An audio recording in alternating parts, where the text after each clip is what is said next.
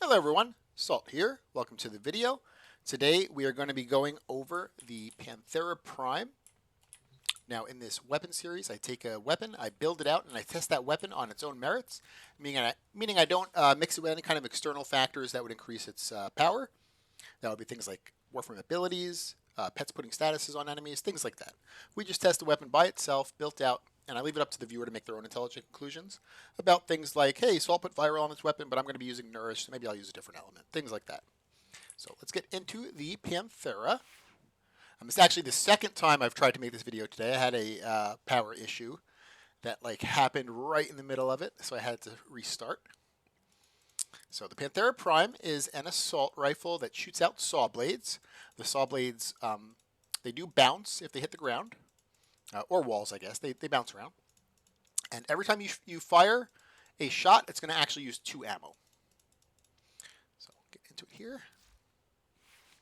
Interesting things about the Panthera is that it actually has a radial attack. So when you shoot, it will explode in a 1.6 meter radius.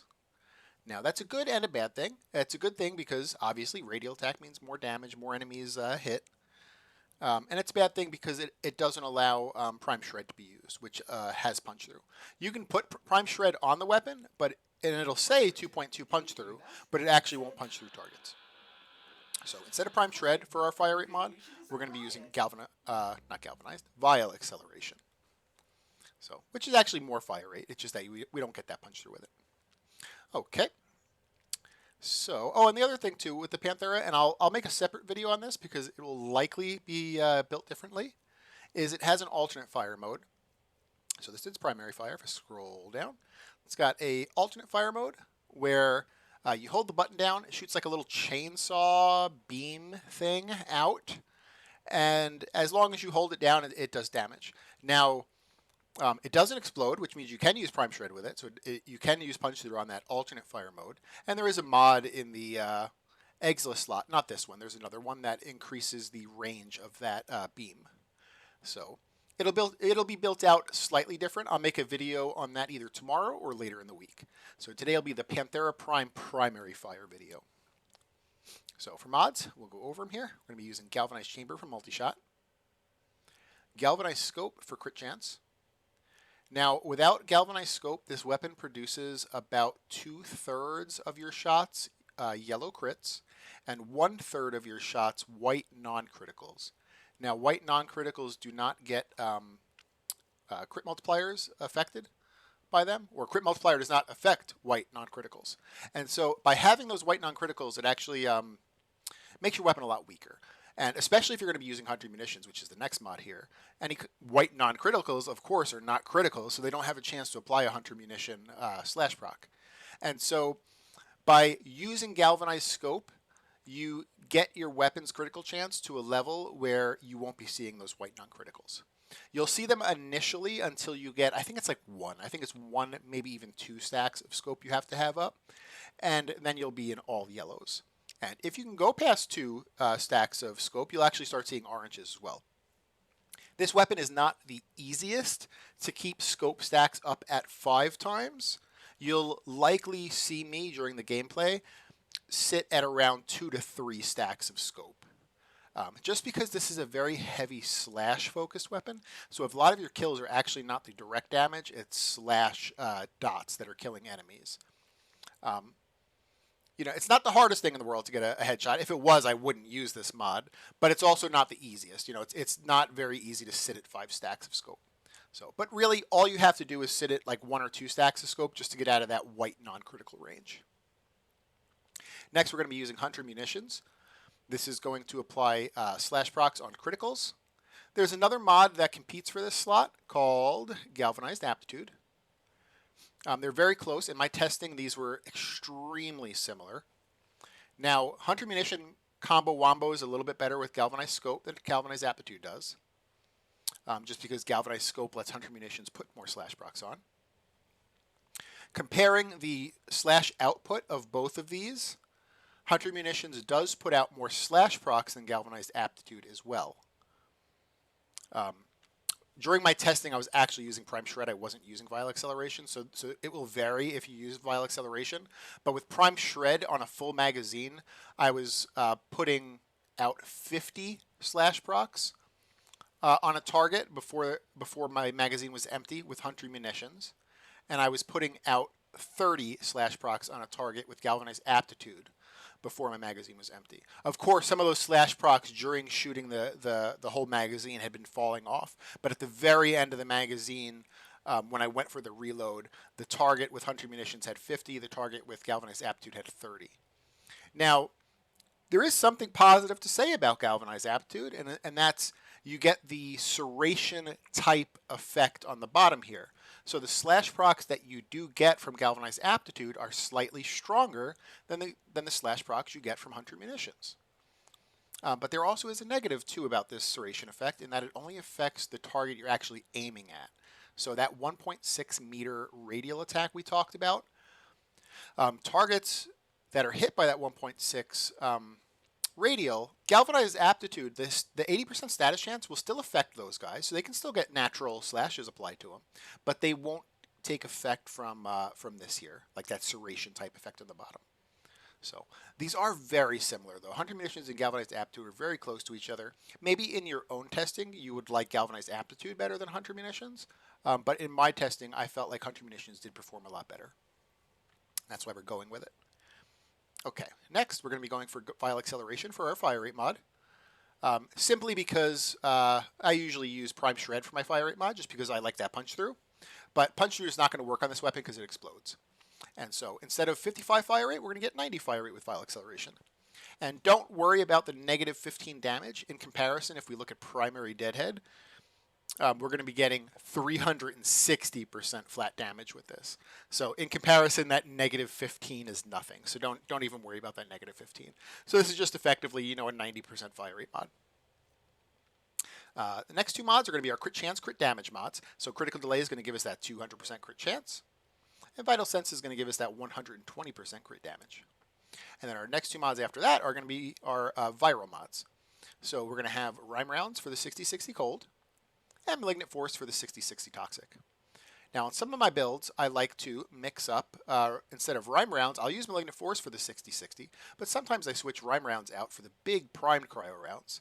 Primed Cryo rounds is going to increase your flat damage by a little bit, but there is something to know, and that's element mods, like Primed Cryo rounds. It increases your flat damage, but that flat damage doesn't actually get factored into critical equations. And so it's a little bit less strong than you would think it is. Now, on some weapons, it's okay. It's still fine to use Prime Cryo rounds. But on this weapon specifically, a lot of our slash procs are going to be coming from Hunter munitions. But a lot of our slash procs also are going to be coming from natural slash, because this weapon is very strong with its natural slash. I mean, our viral, unfortunately, is going to be very high, so it's going to be much higher than slash. But slash is still at a respectable number. You're still going to be getting a lot of natural slashes. And so by having more status chance, you get more natural slashes. And that's why we're going to go with the 60-60 Rhyme Rounds in this case instead of the Primed Cryo rounds. In the Exilus slot, we're going to be going for Terminal Velocity for projectile speed, just because there is travel time on these bullets or saws shot out of the Panthera. And then for our Arcane, you can either go with Primary Deadhead or Primary Merciless. Like I was saying with Galvanized Scope, headshot kills are not the easiest, but they're also not the hardest thing for this weapon. They're kind of in between. The thing about Deadhead is those stacks last for 24 seconds. And as long as you get a headshot kill in 24 seconds, you reset it.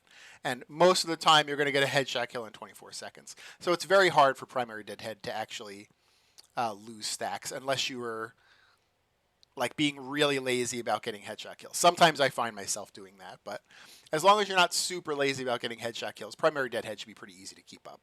And you get a little bit of headshot multiplier, which it's okay for this weapon. It's not really that great. But you also get that negative weapon recoil, which is super nice. Primary Merciless also gives you the 360 flat damage, so same thing as Deadhead. It's just that those stacks fall off a little bit quicker, but all you have to do for Merciless is get a kill, so it's easier to stack up with Merciless. But the extra to Merciless is just the reload speed, which is also a pretty good you know, extra to get to. So it's kind of up to you whether you like Deadhead or Merciless. I'm going to go with Deadhead myself. That's pretty much it for the primary fire mods.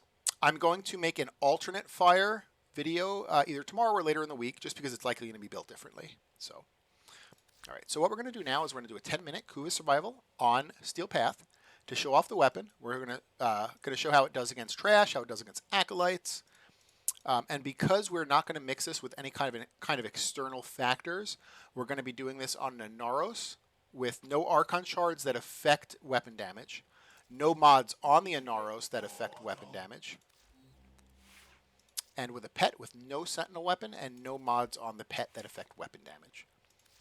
That way, we can get a good view of what the Panthera can do by itself. Let me make sure I put all my mods on my Panthera. I didn't mess around and put on Galvanize instead. Aptitude? No. Okay, cool.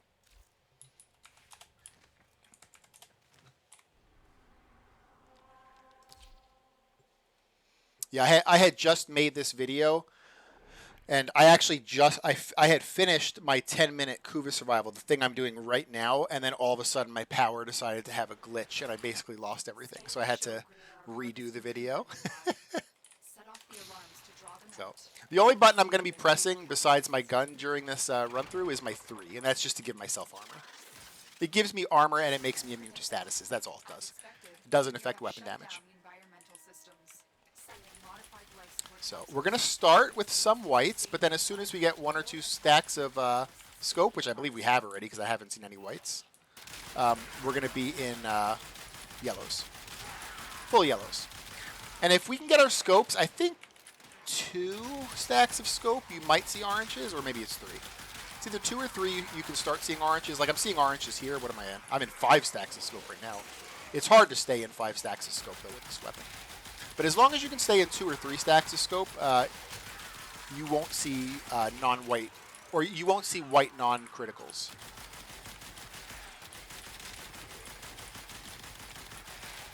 Just remember, the weapon does have a 1.6 radial attack, and so you can self-stagger yourself with this weapon, so be careful about that.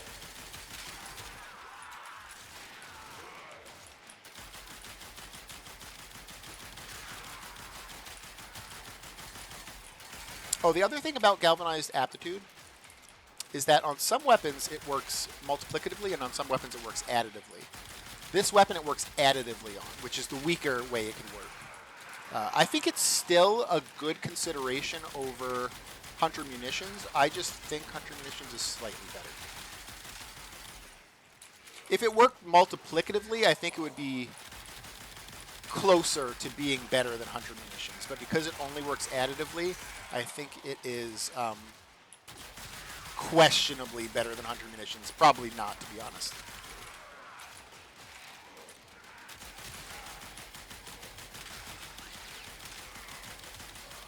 Just because this weapon does get a lot of its damage through its AoE. And Galvanized Aptitude, the Serration effect underneath it doesn't affect AoE.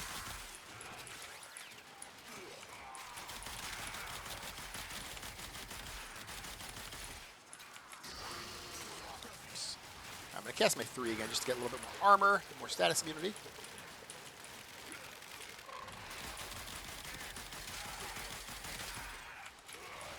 And I'm going to head to that first set of life supports, probably hit 1 or 2 of them.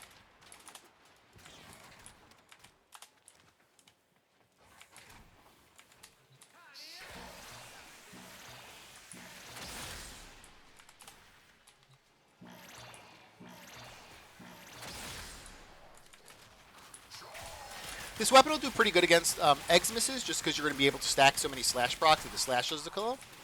But when you see the Acolyte come out, it's not going to be the worst against the Acolyte, but it's not going to be that great against the Acolyte either. And it's just because Acolytes can only stack elements to 4 on them. So, you know, like these Eximuses, we can stack 50 slash procs on them, and they'll die very quickly. But the Acolyte, we can't do that. We can only stack 4 slash procs. And because this is not a very big alpha damage weapon, it doesn't have very big hits. It's more of like the quantity, not really the quality of the slash procs.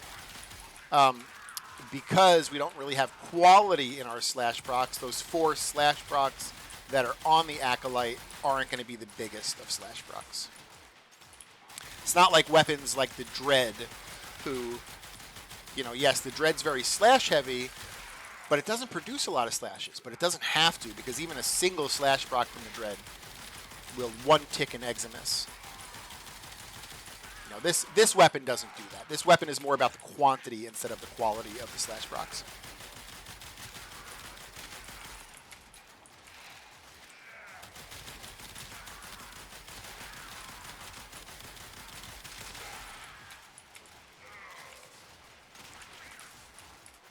Hit this life support here. We should be getting an Acolyte pretty soon.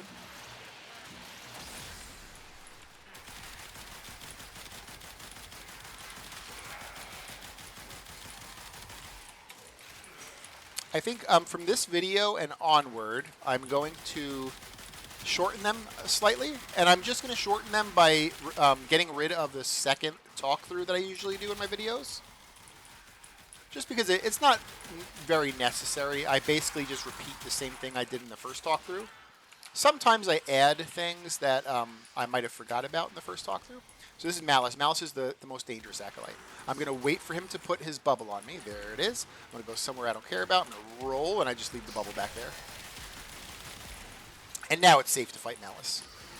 He can recast that bubble, though, so I do have to be careful. This is not the quickest Acolyte killer, so he probably will recast it on me. If you try to shoot when you have that bubble on yourself, you will kill yourself. So I do have to be a little bit careful here. I might actually stop talking for a second. I'm going to cast my 3 to give myself armor. And then I'll probably shut up and try to... Yep, there's the bubble again. So I'm going to roll. Okay, now I'm safe again. You can kind of hear it. If the bubble's on you, you kind of hear this little, like, wah, wah, wah kind of sound. And that's how you know you have the mag bubble on you. You do not want to shoot while that's up. Even though I'm in an Anaros with 11,000 health, I'll still one-shot myself. And it's just because, you know, Warframes do so much friggin' damage. So I'm probably going to shut up again here and listen. Is that it? Yeah, he put it on me. Yep, okay, I'm safe again. So the longer your fight with Malice, the more he's going to cast that bubble on you. It's going to be like every 20 seconds-ish. About there.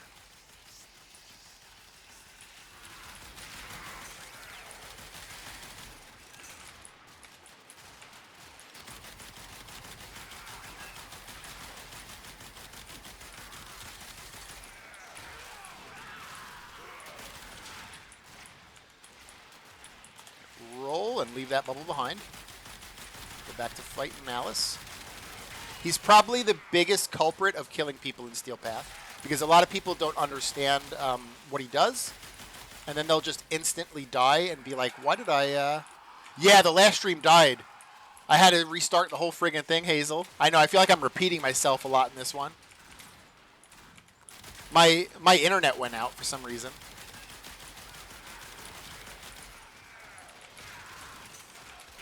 So I had to start from scratch. I'm gonna head to the next set of life supports here. I was done with the Kuva survival, and I was actually about to start the Lua up, and then all of a sudden it kind of pooped out. And I was like, damn it. Yeah, I'm like, got to do another 30-minute video.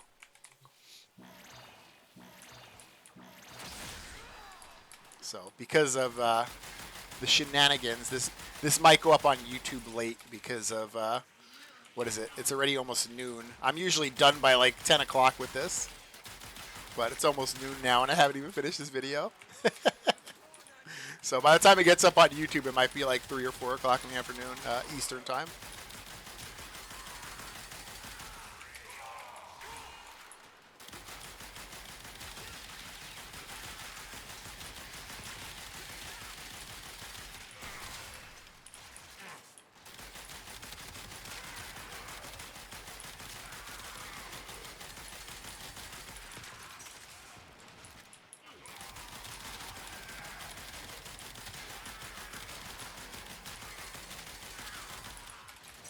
All right, we're at 8 minutes.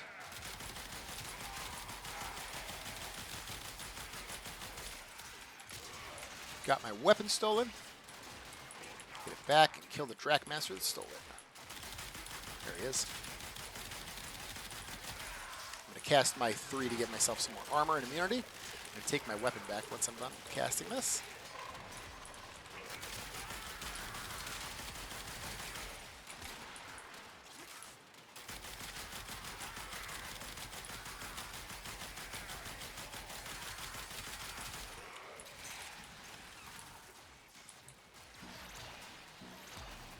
You know what this weapon feels like to me? It feels like a baby Exceltra. It has a smaller AoE, it shoots a little bit faster, and it does less damage. I don't know if that's a good or a bad thing. I actually quite like the Exceltra Prime and how I built it out. This one, I like how I built it out. I think this is the proper way to build it out, but I don't know that this is stronger than the Exceltra Prime. I think the Exceltra Prime was slightly stronger. This does kind of feel like a baby Exceltra. Panthera, yeah, it's a interesting assault rifle. It's almost like in the same category I would place like an average assault rifle. It's just that it has that little bit of an AoE effect to it, so it's slightly better than the average assault rifle. But all right, so 10 minutes. We're at 438. That's slightly above average. There it is. When I do these tests, average weapons like average assault rifles, like the Kuva Carrack, the Kuva Hind, the Tenet Flux Rifle, those will usually hit about like 400 kills. So this one got a little bit above 400, 434, which is pretty average. My first run through, before I ran out of power last time, I actually got 500 and something kills, so it was well above average in that one. But there are going to be a little bit of differences sometimes. Not every run is exactly the same. So slightly above average, the Panthera. I'm going to queue up a quick 10-minute Lua Circulus next, just to test this against larger enemies and mixed enemies, not just all Grineer. And it's also going to force me to fight Thraxes. Sometimes with Lua Circulus, average weapons or below. Hey, Wola, how's it going? Got a nice octopus there. Nice octopus emote. Each enemy is more powerful than before. I'm going to cast my 3 to give myself armor and status immunity. And then kill these 2 little Drakmasters that like to steal my weapons.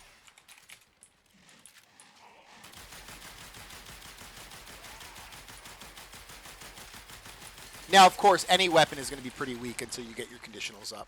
So you can't really judge the weapon on just these 2 Drakmasters right here. So, all right, they're both dead. Going to get the thing started here. Now, average weapons or weapons that are below average can sometimes fail on the first 5 minutes when I do this test on Lua. Just because you spend more time fighting like bigger enemies like Thraxes. Sometimes the Acolyte comes out at the same time the Thraxes are coming out. And so like average or below average weapons will sometimes struggle at that 5-minute mark. So this is slightly above average, maybe almost average, this weapon. So it's going to be questionable if I'll pass the 5-minute. I think I will, though. This does respectable damage against Eximuses and should be against Thraxes as well. The Alliance construction, it's going pretty good. I've basically lived in the second dojo for the past few days. I think I've spent like 70 forma, because every single room requires 1 forma to make. And so I think I've spent about 70 forma now. And I've just done a lot of decorating, got most of the research done. For anyone that doesn't know, when this goes up on YouTube, our clan Crusader, our first clan, it pretty much maxed itself out like almost a couple of months ago now. And we've just kind of been like stagnant, sitting at like 1,000 people. I mean, of course, we have like an activity thing where we kick people after 60 days. And so, like, you know, it'll fluctuate. We'll kick 10 people, we'll get like another 10 people, or maybe we'll kick more people. And I've been a little bit lazy with recruiting, so then we'll sit at like, you know, 980 or 970 for a little bit. But for the most part, it's been pretty capped at like 1,000. And so I didn't really want it to stay stagnant, and so we created a second Crusader clan. But I don't want to open it up to public recruiting until all the research is done. And most of the decoration, too, because decoration gets more expensive as you increase your clan tier. So it's kind of stuck at a 10-person clan for probably a few months until I can get all of the research and most of the decoration done. But it's coming pretty fast, though. I mean, I'm pretty well with the pretty well done with the research already, and it's only been like a few days. There's a lot of stuff though that need prerequisites, so you're kind of time gated on it.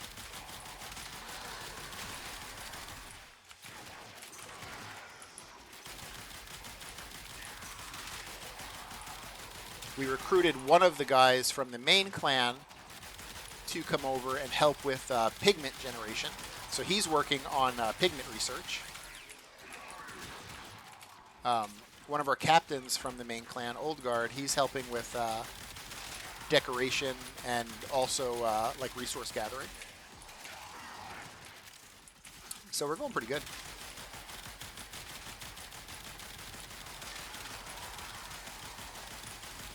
Resources are of course a lot cheaper the lower your clan tier. That's why we're not like boosting it to a moon clan right off the bat. We're gonna stay at I think Ghost Clan is the starter, so we'll stay at Ghost Clan until everything is done, and then we'll boost it like all the way up.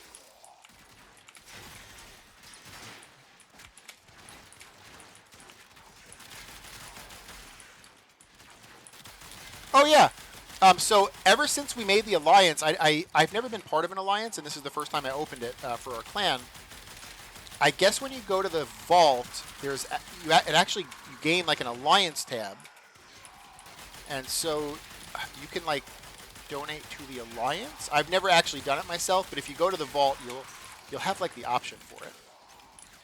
We don't need a lot though. Like don't go crazy. I appreciate the offer, but I'm a no-lifer who has a little bit of too much resources. Although you know what resource we are kind of hurting on is bundles, the polymer bundles. Because even as a starter clan, there's a lot of researches that take like 10,000 polymer bundles. It's like, oh my goodness. Friggin' Ghost Clan research taking 10,000 polymer bundles?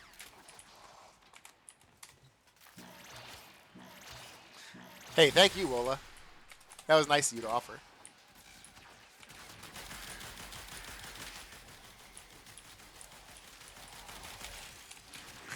Want to do a 30-minute farm for some bundles? Hell yeah.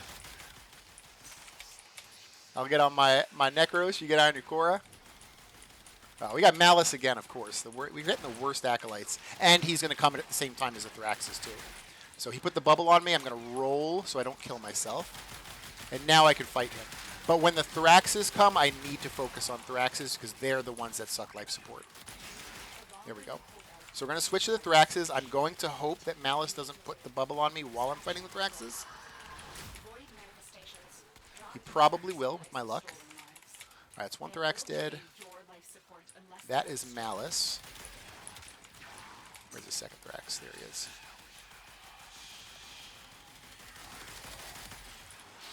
Yep, he put the bubble on me again, so I'm going to kind of go to an area I don't care about. I'm going to roll. I leave that bubble behind. I'm going to switch to trying to kill his Thrax. Right, both Thraxes are dead. We got past the 5-minute mark, besides still having the Acolyte up. But the main issue of having the Thraxes suck your life support is gone.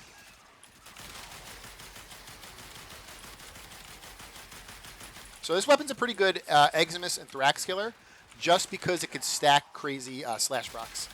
Acolytes, not so much, and it's only because you can't stack slash procs on Acolytes. Whoop, he almost made me kill myself there. So I'm going to roll and drop that mag bubble. I started taking damage, and I was like, oh my goodness. What am I taking damage from? Oh, myself. I'm going to put my armor and status immunity back up.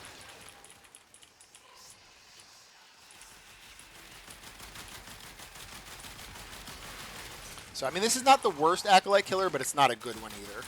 You can kind of tell the damage is pretty mediocre at best. He's probably going to put that mag bubble on me again pretty soon. Yep, right. Is that it? Yeah, it is. Roll. I left it behind. I'm safe.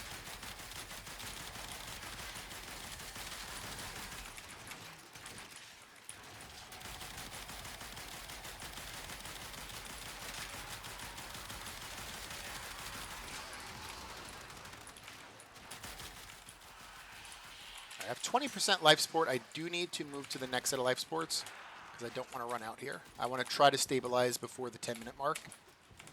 The 10-minute mark is where we'll be leaving. Oh yeah, I'll jump on the Discord once I'm done, Hazel. We'll do some polymer bundle farming. You know, there's a lot of resources that when you get to a certain point, you're like, oh, I have so many resources, I'm never going to need them again. Well, if you ever want to make a clan, say bye to all your resources. I thought I had a lot too. I was a Necros main that has 2,000 hours on only Necros. So I thought I was flush of resources. Like I had so many. And then, you know, making a clan, they just dried up real quick.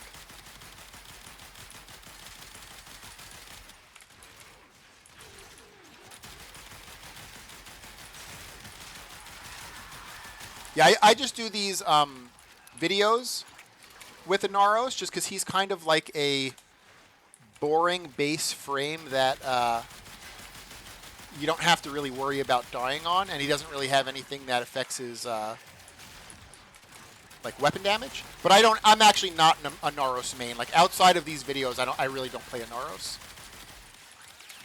I was actually a Necros main for an extremely long time. I don't think I'll ever get Necros out of my profile for like most played Warframe. He's kind of stuck there. I think I have 2,000 or over 2,000 hours on only Necros.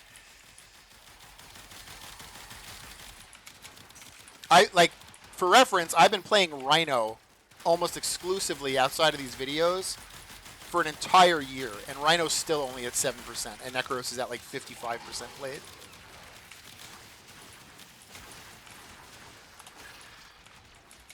Gonna move to that next life support there and hit it.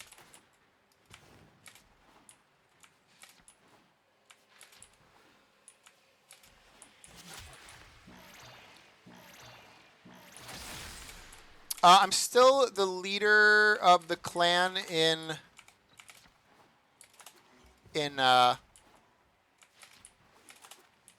spirit. No, actually, so Pepper, my wife, right now, she is the, well, not right now, like forever, hopefully. But Pepper, my wife, she's the leader of the Crusader clan. But because she's not on all the time, I left someone as the actual, like, person who's going to deal with, like, the functions of the clan.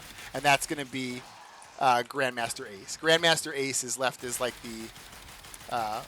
the functional leader of the clan. Pepper is more of like, you know, like the British monarchy where they're just they're a figurehead but they don't actually do anything. That's kind of what Pepper is.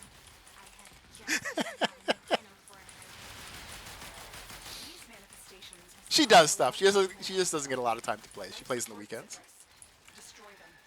So we're at 10 minutes here. Let's check our kills. We're at 254. That is well below average. We'll try to clean up these Thraxes. I don't know if we'll get them before we run out of life support.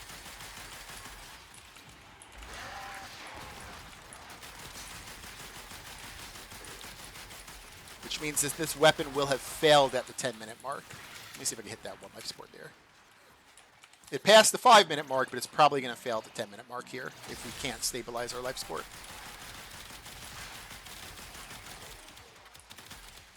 So for Kuva Survival, this weapon did average, and then for Lua Conjunction, it did below average, like pretty well below average.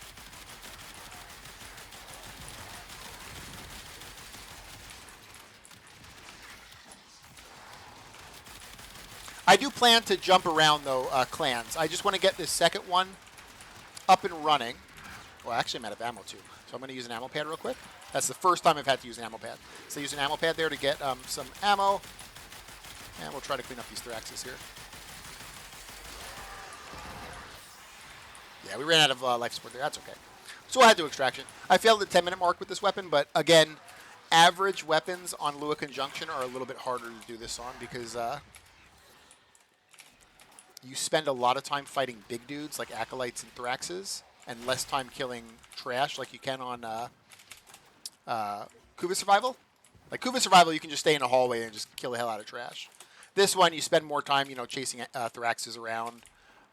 You mean you kind of fight the same amount of Acolytes as the Kuva Survival? It's just that the Acolytes usually come at the same time as Thraxes, so you spend a lot of time fighting bigger dudes on Lua Conjunction than you do in Kuva Survival. So, past the 5-minute mark, failed on the 10-minute mark. 261 kills at the very end, which is still below average. So this is it's an okay weapon. It's an okay weapon. It's probably worth building out if you just want something more for you to choose, like during your Duviri runs, or there's that new Archimedia Deeps, or Deep Archimedia, where you kind of get like random weapons. And in that case, building out a Panthera is not horrible. I mean, it's not the worst weapon in the game. It's very average. It's just not that great. Just not that great. It's not good. It's not bad. I would say it's very average. So if you like the video, give it a like. And thanks so much for watching, guys. You guys take care. Bye.